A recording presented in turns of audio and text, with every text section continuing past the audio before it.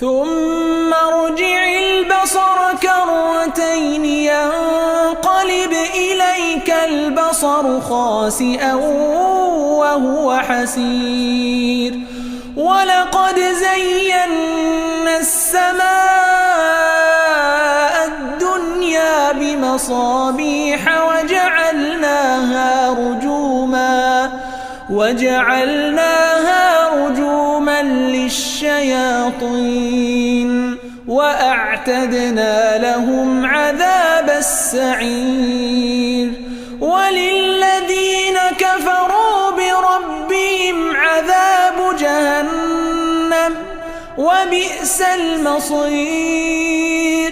إذا ألقوا فيها سمعوا لها شهيقا وهي تفور